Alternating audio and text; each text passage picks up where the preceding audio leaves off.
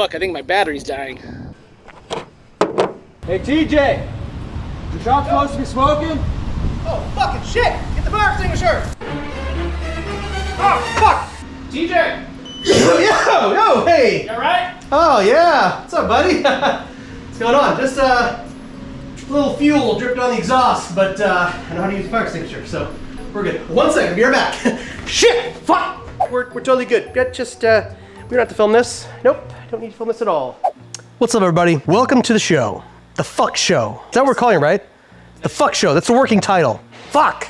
I'm Fire Marshal Thomas, and today we're going to talk about fire safety. You and your motorcycle. Now you've got this big old tank of gas here and some real hot things happening down here and some hot stuff right here. Now you may have heard of a traditional Christmas song, which refers to chestnuts roasting on an open fire, right? Now believe you me, you don't want your twig and berries to be part of a new Yuletide tradition, do you? So today we're gonna talk about how to address a leaky carburetor. If you got fuel coming out of your carburetor, you gotta stop everything you're doing and fix it pronto.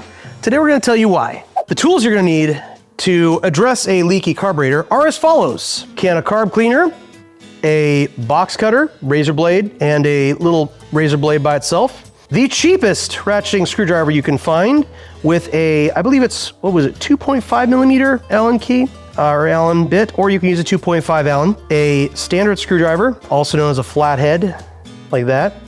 A smaller screwdriver with a little magnetic tip, which is what I use, or you can find a small screwdriver and a magnet.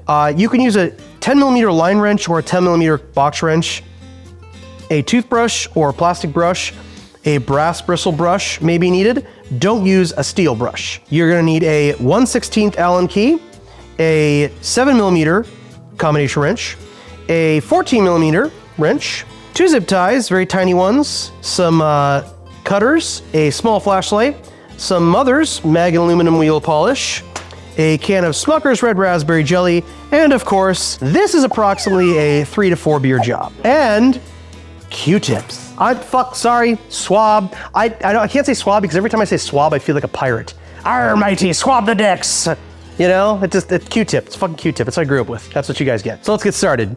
So the first thing we're gonna do is be a lazy fuck and not take the gas tank off your bike. You can take the fuel tank off if it's easier for you to do, if you already have it off, but today we're gonna make things easy and I'm just gonna pinch off my fuel hose right here. Just a smidge. There we go. Cool, we're gonna leave that.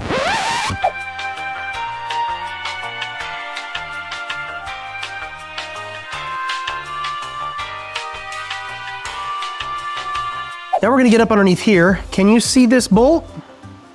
You see that guy right there? I'm poking, diddling with my fingernail. And we are going to unscrew this guy so that we can loosen the carb boot and pull the carburetor out. Now I have an extremely good angle from over here and I have the shortest screwdriver known to man, so really giving myself all the fucking benefit here. There we go, okay. Doesn't take much. Now we're coming over to the right side of the bike. This is the throttle positioning sensor clip, and all you gotta do is get in here with a screwdriver, pull the clip up, and it pops right out. Easy peasy. Focus! Focus. Are you focused? Focus on this. All right, next step is to remove your throttle cable from the cable stay. 10 millimeter, unscrew the top nut, push it down and out. There you go. Now you can pull the carburetor off the bike. Just wiggle it up and down, and you can get this cable off here. Boop. That's step 3. Step 4, we're gonna remove the fuel line from the nipple on the carburetor. So you're just gonna take this screwdriver, just push the fuel line off. You may have black fuel line, in which case you may need to use a little more force, but in this case I'm using some Viton tubing, and a little fuel's gonna come out. No big deal. And now you have removed the heart from the beast. Shivalingam Kalima. There you go. Let's rip this bitch apart. All right, so now that we have our carburetor off of the bike, you can see this is a single carburetor that I pulled off of my motor scooter. First thing you're gonna do is get rid of your fuel. So here we have a tin can that is not from wasabi flavored peas, obviously. We are not endorsed by them or sponsored in any way, shape, or form. You need a screwdriver, and this is where your float bowl drain is, and you're going to break that open, and you can see the gas is coming out. You don't have to take that screw out all the way, just loosen it. It's a solid stream. You notice there's no chunks in it. I personally love the red tint of urine, but you know, here we have clean fuel, which is mostly clear. Kind of move it back and forth, get most of the fuel out if you can. There we go. And you can tighten that back down. You can see I'm using the shortest possible screwdriver to get to the screw. Really important that you have a nice long reach. Super, super special. Now I have my idle control zip tied up here to the float bowl breather vent. And I ran my breather vent through this little ring here, which you should have on your carburetor. If not, you probably broke it off because you were acting like a gorilla taking your shit apart. You're just gonna take some nips, get in there and snip those zip ties off. There we go. That one can stay because we're gonna use it. Now coming over the other side of the carburetor, we'll move our wasabi flavored pea fuel over here. That's your idle. Just take this and back it off. Screw it here. Ta-da! Set that guy aside. There's a spring and a washer on the end. I'm gonna actually push both of these off into this little tray, this filthy fucking tray. I got the dirtiest tray I could for my shop, just so you guys know I'm legit. Everything's filthy as fuck. And that's your idle screw thingamajiggy. Now this is your TPS, that's throttle positioning sensor. This is your choke. Come around the back side of the carburetor here. You can pull this plastic up. It's ripped, it's old, it's super fantastic condition. Take our 10 millimeter and we're going to loosen this. Do not use the Mexican socket set. Do not use vice grips. Do not use anything but your fingers and an actual 10 millimeter wrench to unscrew this because it is plastic. And what does plastic do if you are violent with it? Well, plastic and violence are not good bedfellows because plastic will break under pressure. So you can see I'm unscrewing this little guy here. The other reason you don't want to break this, if you're really attached to using this choke cable, I'm not. I'm actually going to replace this in this video with a shorty choke knob. There are no replacement parts for these. You have to buy them new if you can get them. Sometimes you can get them, sometimes you can't. I have at some points been looking for one for a customer and they're not available. And then a few months later, all of a sudden they're in stock. So treat these things appropriately. They are old. Here's your choke. Set that aside, don't need it. The issue I was having is when I stop the bike, turn it off, and the petcock is open, I get fuel dripping down somewhere off the bottom of the carb. What's most likely happening is my float valve is not seating properly. The needle's not seating fully into the seat. So today we're gonna show you a few ways we can address that. The danger of having fuel leak is multiple dangers. One, you run out of gas.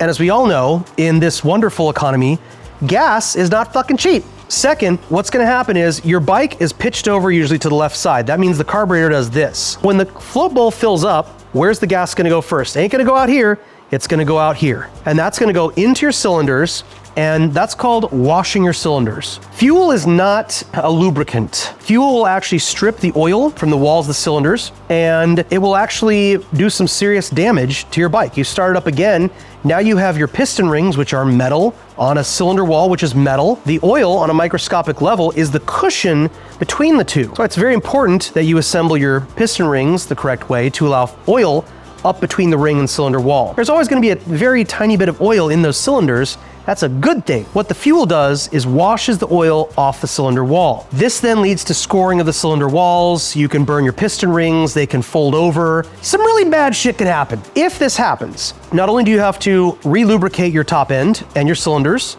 but you have to drain all the oil out of your bike, replace the filter, fill it, run the bike, and drain again to draw out all the extra gas that's in your bottom end. This is a pretty serious thing and something you should address right away. Fire is also a concern. I don't think it's as serious of a concern as, say, bad wiring. However, if you have gas leaking all over a hot engine, you never know what could set it off.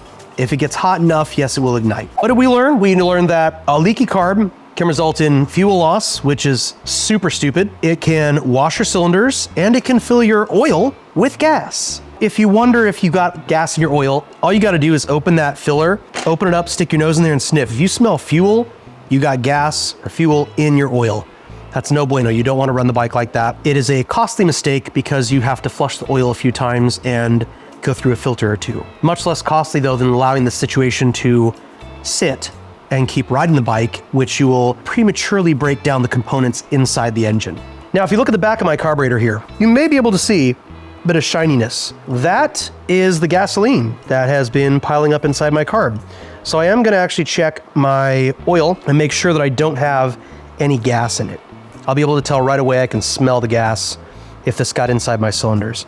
I don't believe it did, because I think I may be just working with a slight leak that was coming from my float bowl because the gas was dripping off the bottom of the carburetor. So let's open up that float bowl. We're gonna flip the carburetor over on its top. I'm leaving the slide intact for now, the slide cover, excuse me. We're gonna take off the carb bolts. Now you can see here I have these beautiful stainless bolts. These are part of our performance rebuild kit. I put these on all my carburetors. They're very nice, they're clean, they're sexy, they're the best. If you don't have them, you're wrong. So we're gonna unscrew these little puppies. This is a really cool tool, actually. I was on my bike and I found this in the road. It is no brand, no name, but it's a ratcheting little screwdriver. Like, how freaking sick. It's cute. I have a Snap-on one, which is way cooler looking, but I like that it holds a bunch of stupid bits in the handle. Anyways, I'm sure it's like some 99-cent store, $3 thing, but it stays with my carb rebuild kit, and I can change the bits out. I can do stubby, I can do long for reach. Yeah, fun tools. So we're gonna be back taking these bolts off. I'm not gonna take apart the accelerator pump because I don't think that's where our issue is. I think the issue is actually just having to do with the float bowl. These screws are actually really loose, so I'm wondering if upon reassembly I didn't tighten them properly. All right, pull the vent out, lift this up and out of the way. So you've lifted the bowl off of the carb, and you can see I've left the accelerator pump intact. It's kind of nice because it holds the bowl in a convenient position for me while I'm working on the carb.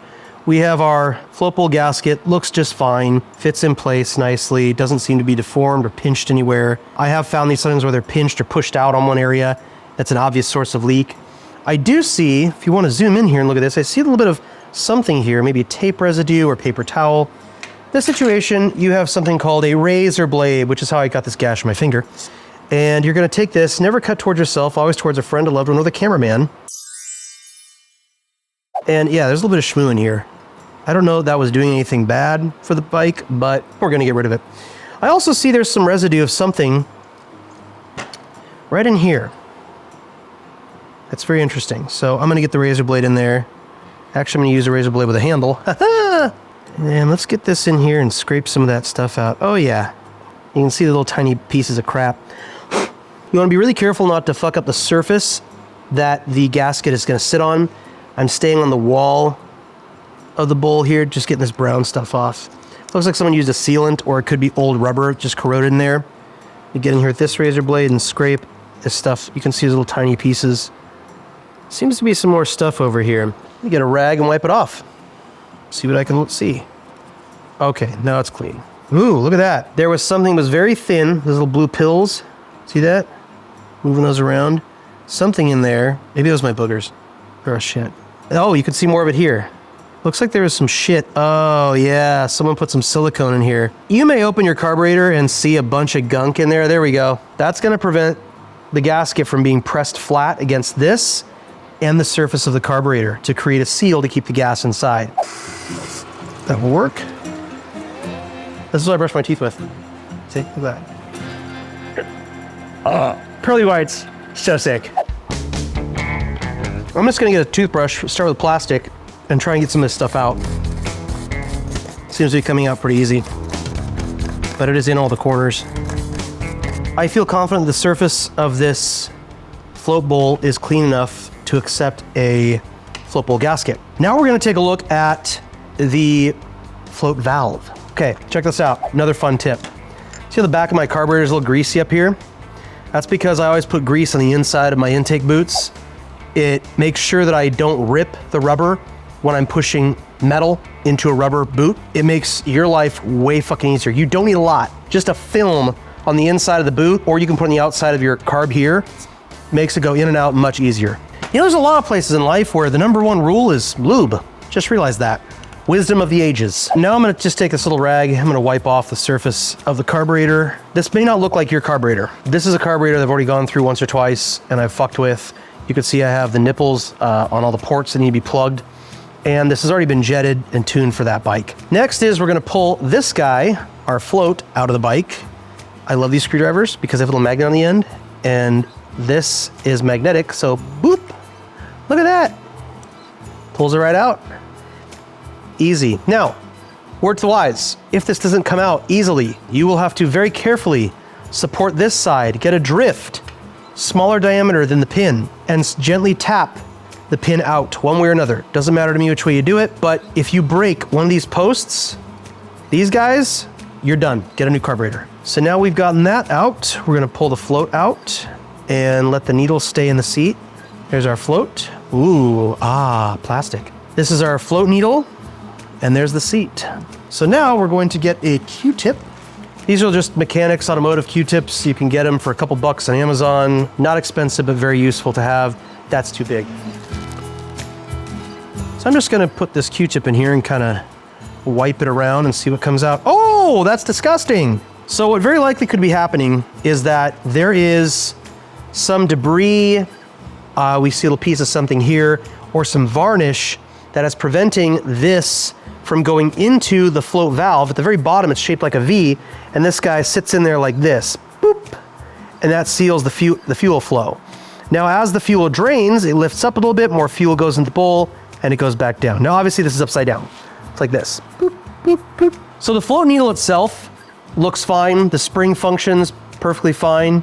Good rebound, no issues there, doesn't bind. So what I'm gonna do is a very special trick. This one trick has saved me so many headaches in working on bikes. It's so stupid simple, but it's super helpful. So all you need is some Mother's mag and aluminum wheel polish. So then what you're gonna need is a drill. All right, you got your drill here. You're gonna get a few of these little Q-tips. Gonna get a little bit of the polish, kind of rolling it around, getting it into the cotton. Now we're gonna chuck this up. Up chuck.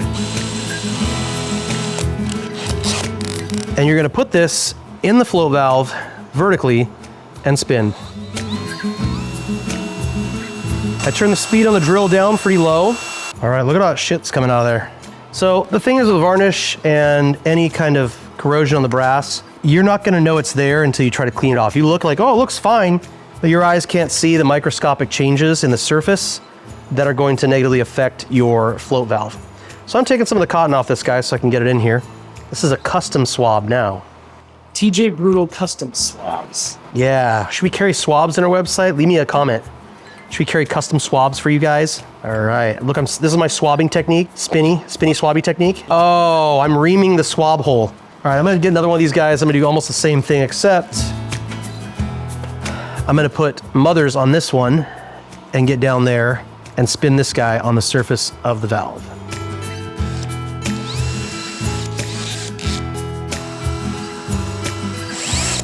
Look how gross that is. It's freaking disgusting. Now we can get all this excess off the top. Careful, you don't want to get this pushed down inside the edges here. Be very careful about that. So I want you to see now how shiny that float seat is. How clean it is, beautiful. Just beautiful. Now before we go any further, we're gonna ensure, because there's 3 little ports inside here that allow fuel to come out of the valve itself. So we're gonna get some carb cleaner. So now we're gonna take our carburetor and I'm gonna spray the float valve out. Use my flashlight, see if there's any more polish in there. You can easily see it in the holes. I'm gonna illuminate this. If you can look over there, there's a tiny hole in the center. There's 3 holes around the outside edge. Those will get polish in them. That's why I ran the carb cleaner. Now, easy way to make sure they're clear, take the flashlight to the edge. You can see light coming through the hole. I can actually see light in the hole inside the valve. This is how I check it. Cool. We're clean. All right, carb cleaner aside, you don't need much of it. Now let's get the rest of our shit together. I can see all other jets look fine. I am going to pull out my main jet and the holder at the same time and see if there's anything in there while I have the carb apart. So 7mm, this is a very tiny, very old snap-on 7mm wrench. I love this little thing, so cute. So we're gonna take that main carb holder out. It doesn't look super clean, but all the passages look very clear. No obstructions, very clean. Okay, put that back in, and then I'm gonna take the pilot out. Pilot jet, or slow jet, some people call it. I've heard it called. Pretty sure Honda refers to it as a pilot jet in this situation. There are slow jets though. There we go. If we can see light through them, you can easily see if there's any obstructions. Nothing. Now I'm gonna look down the bore. If there's fuel in it, it's gonna look weird. You blow it out, you can see straight through. Everything looks good here. And there's no debris or anything inside the float bowl or the carburetor itself. I feel pretty confident that the issue is most likely having to do with the float bowl, either the valve in addition to the float bowl gasket. So when you tighten this jet, this little one, the pilot jet, you're gonna be turning it clockwise and it's gonna come to a point where it pretty much stops. That's it. Don't go any further. You'll have a little bit of resistance before that. When it stops, you stop. You go any further and you risk snapping it off. These are brass jets. They're very, very soft and they will snap right the fuck off in there and give you a real bad time. At that point, you basically have to figure out how to extract it. The only way I've done it is to get it on the mill, get a end mill in there to flatten off the top of the jet, and then get a very small extractor down there and extract the jet. It's a time consuming and it's a pain in the ass, really. Some carbs, you may have a little filter in your intake right here. It's just a little basket looking thing, and it's just to catch any debris that comes from between the gas tank and your fuel filter. You don't have to keep it, but it's a nice little bit of insurance. Now, we have cleaned this hole, we've inspected that hole, we've took a gander at this hole, and we put our peepers on all the other holes. Now we're gonna put the the float and float valve back together. All right, so you're gonna take your float and your float needle. So here's another weird view. It goes in like this and slides in that little slot. Now you're gonna get your pin we talked about. Don't fuck that pin up. You're gonna set your float in here so the needle sits inside the valve. You're gonna line up this part and put the pin back through. Super easy. Now let's get this float bowl back together. Now the trick here is to do the entire thing and not become a communist. So we're gonna take our float bowl gasket, set it in the channel here, and you're gonna bring it up underneath the carb body very carefully. Go straight up, and you can see there's a little locating on the back of the carb. There's little stanchions. They fit into pockets in the carb body.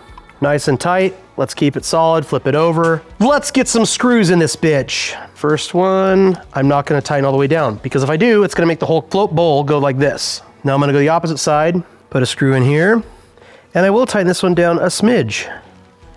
And you can see the gap here closing as I tighten these screws down. That's smushing the float bowl gasket. That's a good thing. You want that. If you don't have a gap here when you put this together, you have a really old float bowl gasket that is not gonna do you any good. If you rebuild your carburetor and you have a float bowl gasket, you pull it out, it's old, get a fucking new one. Don't cut corners with this. The float bowl gasket in here is less than 2 weeks old. I know it's good, I know it's new. That's why I'm putting it back in. But if you have a carb that you don't know when it was changed, just replace the float bowl gasket. We have wonderful rebuild kits at shoptjbc.com. You're gonna love them. I come over to this corner, tighten that one down a little bit, and you're gonna kind of go back and forth, crisscross, until these fully seat. Tightening this float bowl, you don't have to be a fucking caveman on these. Just give them a little love. Now while I'm down here in the carburetor's grundle, I'm gonna make sure all these other screws are snug down. Everybody seems pretty happy there. Okay, voila. We have just addressed the major causes of fuel leaking out of the carburetor. Again, if you do have fuel leaking out outside the carburetor, shut off the petcock immediately. I think it's always a good practice just to shut your petcock off. I know some of you guys run, just from tank to carb, which is fine, it's chopper shit, you gotta keep it sketchy. Thanks, Fizz. See, even he agrees. Keep that shit sketchy. I like using a petcock because it does afford me some ability to shut off the fuel flow if I need to diagnose, to rebuild the carb, to make any upgrades that I want. Like this carburetor, I think it needs, a brass stack instead of a polished aluminum one, but that's just me. Another thing I'm gonna do while I have it up here, I'm gonna go through all the other bolts and make sure everybody is tightened down. Shit can get loose. Here.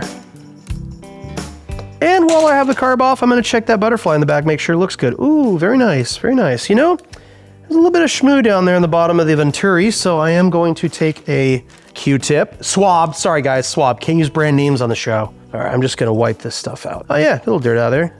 So I'll put a little carb cleaner on this swab. And we'll wipe some of that carbon off. This is probably not doing a whole lot of harm, but I like having clean carburetors. See all that stuff that's coming off? Oof, clean that up. How to speak San Franciscan. Vagina, Word from our sponsors. Here at TJ Brutal Customs, we believe in delivering the best customer service to our customers. If you reach out to our customer service department, you're guaranteed to get treated with kid gloves and be left with a slap on the ass. Thanks for watching, and now back to your regularly scheduled programming. All right, we're back, kids. Let's take this velocity stack off our carburetor. Just loosening the 3 set screws here. Now, if you're doing this on a dual carb bike, I've had some people say, I can't reach that 3rd set screw. Oh my God, how do you do it? You don't need to. If you can get 2 of those set screws in tight, you're good to go. All right, so now I'm looking at the front of my slide, front of the Venturi. I'm gonna get that swab again, nice big fat one. Get some carb cleaner on there. I'm just gonna wipe everything out here. Lift the slide, gentle swabbing, not much in there. Carburetor, you can also clean this guy out. Look at that, all kinds of stuff we can get out of here. So you don't have to do this, but since I have the carb off the bike, it's a good time just to do a little cleanup, you know? A little rag in here, wipe the carb down, get any junk off. And you can see the screen here, a little dirty. See that stuff? So get your carb cleaner again. Leave the screen intact. Don't pull the screen out. It's perfectly form fitted to that. And right now, this is a great way to hold the screen while you spray it with carb cleaner. Just spray out towards the front of the carb, or the bell of the velocity stack, as it were. And I'm just blowing all that crap out. Make sure you do this over a fire pit. Preferably over a fire pit, an open flame, a toaster, a convection oven. They all work equally well. Unfortunately, I'm too poor to have one, so I'm using this peasant's garbage can. I'm sorry. I will try to stop being poor. Now you can pull this out.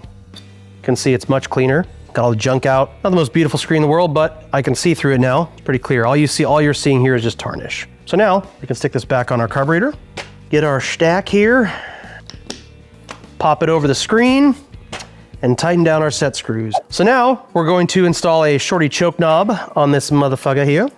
This is so fucking easy. Rotate that in, 14 millimeter here. Boop. Boop. That's it. So what's nice about this is you reach behind and it stays open. Whereas the stock one, if you pull this open, watch what happens. Oh yeah, it starts to go back in. It doesn't stay out. When you get them new, they work much better, but they wear out and they just go, yeah, sit there and hold it open. It's not actually a choke. That's kind of a misnomer, I think is the word I'm looking for. This is actually an enrichment valve. What it does is it enriches the fuel circuit on your carburetor to increase the RPMs and warm the bike up a little faster. So we're gonna set this guy aside. This is a spare, gonna go in the spare bin because now we have a sexy shorty choke knob. Again, not really a choke, it's an enrichment valve. I know, I get people messaging me all the time. Yo, it's not actually a choke. I'm like, really? Oh, okay. So now we're gonna take our idle control and thread this back into this side of the bike. Excuse me. Just till we can see the first hole down there. I'm gonna open the idle way up so you can see the hole, and I'll back it down to where it should be. So these 3 holes here, these are part of the emulsion circuits, right? It's a pilot circuit on the front. What you want to do is get the idle, this controls where the butterfly sits. You're gonna have it go right about there, just so that hole's peeking out. And once you get it on the bike, start the bike up again, and you'll be able to adjust the idle from there, but that'll get you started. Now that we've installed our idle control knob, I'm going to mount it off of this little retainer for the breather hose. And I use a really tiny zip tie, come through here. It's got a little channel in it, fits perfectly. Okay, so then you're gonna tighten it down like that. And now your idle control is gonna sit right there. It's not gonna sit on your exhaust or go anywhere weird. Nice and clean, simple. We can put this carburetor on a bike.